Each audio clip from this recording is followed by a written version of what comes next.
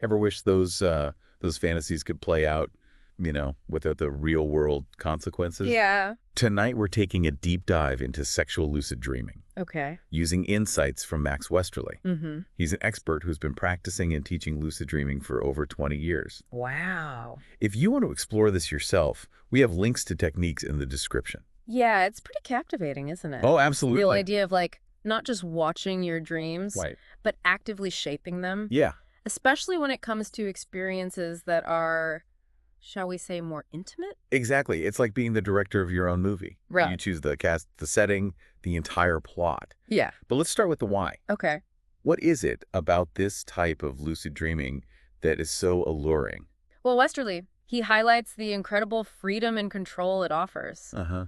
Imagine designing every detail. Okay. Your partner's the environment, the whole scenario. Wow. It's like stepping into a tailor-made fantasy world, free from real-life limitations. Yeah, no awkward first dates, Yeah. no mixed signals, Nope. just pure unfiltered desire. Exactly. I can see why people are intrigued. And then there's the vividness of it all. Okay. Lucid dreams can be so realistic. Yeah. They engage all of your senses Right. in a way that feels almost tangible. Mm-mm. That realism adds another layer, I think, to these sexual lucid dreams. Makes them even more captivating. It's Yeah. like having your cake and eating it too. Mm-hmm. You get to experience the pleasure without the real world baggage. Exactly. But there's a catch, right? Well, yeah. It can't be that easy. Achieving lucidity, especially during, a sexual experience in a dream, Yeah. it's notoriously difficult. Okay. The heightened emotions, the sensations, All right. it can make the dream so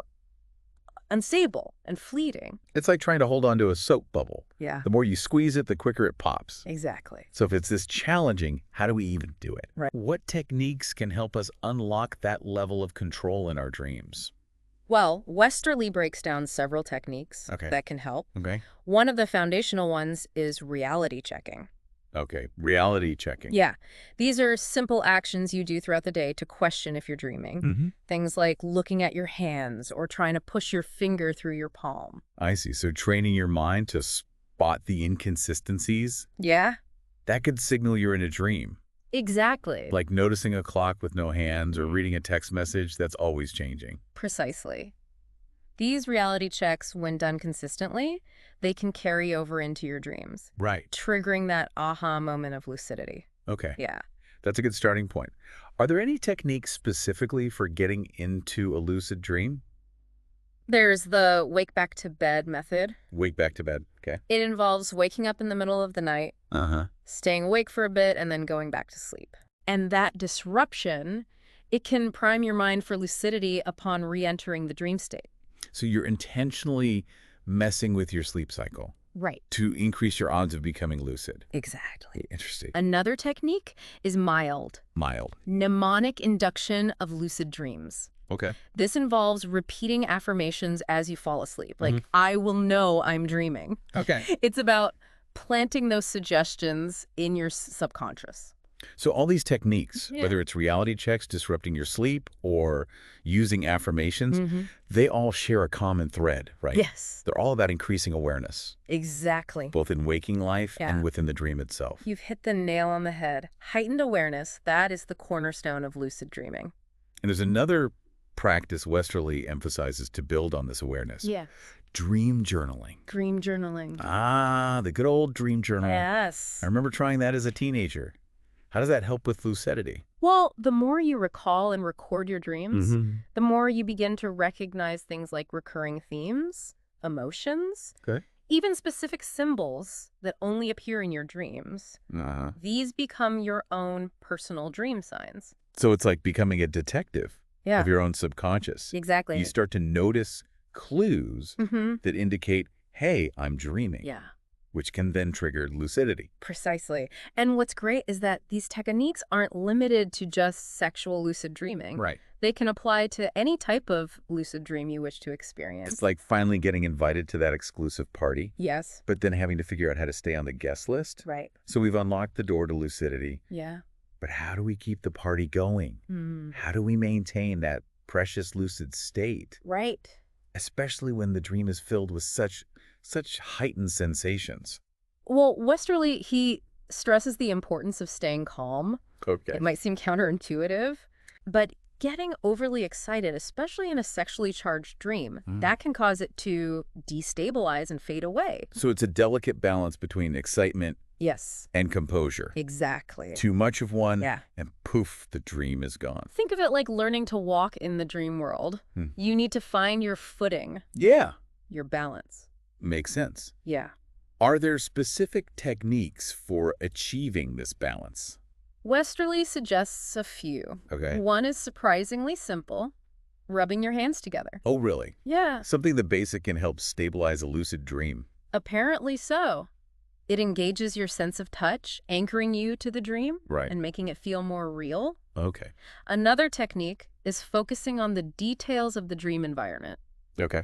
Notice the texture of objects, the way light plays on surfaces, Right. the subtle sounds in the background. It's like consciously immersing yourself Yeah, in the richness of the dreamscape, right. reminding your mind that this is a world you can interact with, Yes. that you can control. Exactly. And then there's Westerly's more advanced approach, Okay. which he calls the dominionist mindset. Dominionist mindset. Yeah. Okay. I'm intrigued. Tell me more. It's about cultivating a mindset of complete authority over your dream world. Instead of feeling like a visitor, Right. you become the ruler, the Yeah. architect, the ultimate decision maker. So you're not just participating in the dream. Yeah, You're actively shaping it, bending it to your will. precisely. And Westerly suggests specific affirmations Okay. to cultivate this mindset. Yeah. Phrases like, I am the sovereign ruler of this dream, and everything is under my dominion. Like programming your subconscious Right. to recognize your power within the dream. Exactly. But how does this mindset specifically help with sexual lucid dreams? Think about those frustrating moments Yeah. when a dream takes an unexpected turn, Right. especially in a sexual scenario. The Yeah. person changes, the setting shifts. Right. The mood suddenly dampens. Exactly. The dominionist mindset aims to prevent those disruptions, Okay. keeping the dream aligned with your desires. So like putting a protective barrier around your dream Right. to ensure it unfolds according to your script. Exactly. And Westerly emphasizes that this mindset, it isn't about suppressing the natural flow of the dream. Okay. It's about consciously guiding it in the direction that you choose. It's a fascinating concept. Is there actually evidence to support it? While scientific research on lucid dreaming is still early, Yeah. there is growing evidence that our mindset plays a crucial role in our ability to influence and control our dreams. Right. Westerly himself, he claims to have witnessed the effectiveness of the dominionist mindset firsthand in his years of practice and teaching. So it's like anything else. Yeah. The more you believe in your ability to achieve something, the more likely you are to succeed, even in the realm of dreams. Exactly. It's about harnessing the power of belief. And intention to shape our dream reality. This is truly mind-bending stuff. We've gone from simple reality checks I know, right? to the idea of wielding godlike power in our dreams, Pretty amazing. and we're just getting started. There's so much more. There are even more advanced techniques to explore, like dream reentry and time dilation. Yeah, those are wild. Wait, dream reentry? Mm-hmm. So you're telling me it's possible to go back into a dream Yeah, after you've woken up? it's possible. And time dilation. Yes. Are we talking about manipulating time Yeah. within the dream world? That's exactly what we're talking about. We'll dive into those fascinating concepts Okay. after a quick break. Okay. Stay tuned. Welcome back to the deep dive. Before the break, we touched on dream reentry and time dilation. Yeah, let's start with dream reentry. Okay. Is it really possible to slip back into a dream after waking up?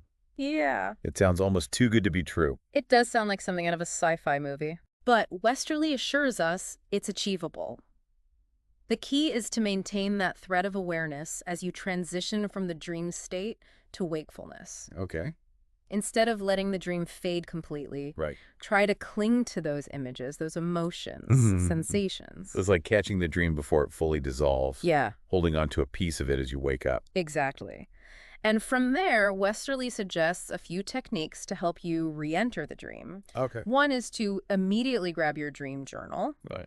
Start writing down everything you remember, Mm-hmm. even if it's just fragments or feelings. Oh. The act of writing can solidify those memories Yeah. and create a bridge back to the dream world. It's like you're creating a map back to the dream. Yeah, Retracing your steps through words. that's a great way to put it.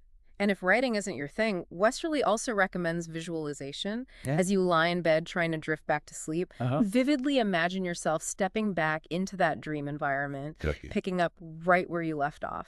So almost like using your imagination to replay the dream. Yeah. Hoping to seamlessly merge back into that narrative. Exactly. It's not always guaranteed to work. Sure. But with practice, Westerly believes we can become more adept at catching those dreams and re-entering them. This is incredible. It opens up a whole new level of control and possibility. It does. But what about those times when the dream has already started to fade? Right. Is there any hope of getting back in? Westerly believes there's always a chance. Okay. As long as you can recall even a tiny fragment of the dream, Okay. a specific image, a sound, an emotion, anything that serves as an anchor, Right. by focusing your attention on that anchor and trying to amplify it, you might be able to draw yourself back into that dreamscape. It's like finding a loose thread Yeah. and carefully pulling on it, hoping to unravel the entire dream once again. That's a perfect analogy. Huh. It highlights the delicate balance between intention and surrender that's often required in lucid dreaming. Now, ready to have your mind blown even further? Okay, I'm ready. Hit me with the time-bending concepts. Let's talk time dilation. Okay. It's a common desire, I think, among lucid dreamers to make those incredible dream moments last longer. Right. And Westerly claims it's actually possible to stretch out time Okay. within a lucid dream. Wait, are you serious? Yeah. We can actually control the flow of time in our dreams. That's what Westerly proposes. He suggests a technique involving visualization. Okay. Imagine a clock in your dream ticking away. Now picture yourself reaching out and slowing down the hands of that clock, Okay. intentionally altering your perception of time. So it's like manually overriding the dream's internal clock. Exactly. And Westerly says you can manipulate time in other ways, too. Okay. Speeding it up, slowing it down, even freezing it completely. Wow. It's all about asserting your dominion over that aspect of the dream reality. This is blowing my mind. But I have to admit, it sounds incredibly difficult. It can be challenging. Is there any trick to making this work? Westerly emphasizes the importance of intention. It's Okay. not enough to just passively visualize the clock changing speed. Right. You have to truly believe with every fiber of your being that you have the power to alter time. It's about channeling that dominionist mindset we talked about earlier Okay. and directing it towards your desired outcome. So it's like a mental muscle that needs training. Yeah, The more you practice and believe in your ability, right. the stronger that control becomes. Exactly. And Westerly suggests another technique that ties into this idea of intention. Okay. He calls it anchoring to a moment. Anchoring to a moment. Imagine you're in a dream scenario and you want to prolong the experience. Yeah. Instead of focusing on stretching out time itself, Right. try anchoring your attention to a specific pleasurable moment. Okay. Zero in on the sensations, the emotions, the details of that instant. Right. By fully immersing yourself in that moment, you can create the illusion of time slowing down. That's fascinating. It's like a form of mindfulness, Yeah. but within the dream state. Exactly. Instead of letting the experience rush by, Right. you're consciously savoring a specific moment, stretching it out in your perception. You've got it. It's a subtle shift in focus, but Westerly claims it can be incredibly effective for creating that sensation of time dilation. I love it. It's like hacking your own perception of reality. It really is. But is there a limit to how much we can manipulate time? That's a good question. Could we theoretically stretch a 10-minute dream into hours or even days? That's where things get really speculative. Westerly claims to have personally experienced significant time dilation in his dreams, Oh, stretching short bursts of time into what felt like hours. wow. And there are anecdotal reports from other lucid dreamers who claim to have experienced even longer stretches. That's incredible. It's like having your own personal time machine inside your head. It's a tantalizing thought, isn't it? It is. But it's important to remember that this is still largely uncharted territory. There's very little scientific research to support these claims. Okay. So it's best to approach it with a healthy dose of skepticism. That's fair. Yeah. But even if we can't literally spend days in our dreams, Right. the fact that we can potentially influence our perception of time at all is pretty amazing. It Uh-huh. adds a whole new dimension to the possibilities of lucid dreaming. Absolutely. It speaks to the incredible power of the human mind Yeah. and its ability to shape our experiences even within the realm of dreams. But while these techniques are fascinating, Yeah. it's important to remember that lucid dreaming is more than just a collection of tricks and techniques. Right. It's a practice of self-discovery and exploration, Mhm. a way to tap into the hidden depths of our own minds. That's a great point. It's not just about controlling the dream, Yeah, but about understanding what those dreams reveal about ourselves. exactly. And with that in mind, let's move on to some final takeaways Okay. and see what Westerly has to say about integrating these experiences into our waking lives. Okay, I'm ready to hear his insights. What wisdom does he offer for navigating this incredible world of lucid dreaming? Welcome back to the deep dive. We've covered some truly mind-bending territory in this episode, exploring the allure and techniques of sexual lucid dreaming. But before we wrap up, I'm curious to hear more about how these experiences can impact our waking lives. Yeah, that's a crucial aspect Westerly emphasizes. Okay. He believes that the insights and self-awareness gained through lucid dreaming, Mhm. particularly those involving sexual experiences, Right. they can have a ripple effect on our relationships, intimacy, Right. even our overall sense of self. So it's not just about, having fun and fulfilling fantasies in our dreams, Right. but about potentially learning and growing from those experiences. Exactly. Westerly suggests that by exploring our desires and boundaries within the safe space of a lucid dream, Oh, we can gain a deeper understanding of what truly brings us pleasure and fulfillment. okay. And this self-awareness can then inform our choices and behaviors Mhm. in our waking relationships. That makes sense. It's like having a private laboratory Yeah. where we can experiment with different scenarios and Yeah. emotions Exactly. without any real-world consequences. Precisely. And because lucid dreams often tap into our subconscious desires and fears, Okay. they can also reveal aspects of ourselves that we might not be consciously aware of. So it's like holding up a mirror to our deepest selves, Yeah. revealing hidden desires, Mhm. anxieties, Mhm. even unresolved emotional patterns that we might be carrying with us. Exactly. And by bringing those subconscious elements into our conscious awareness, Okay. we can start to address them in a healthier, more productive way. Right.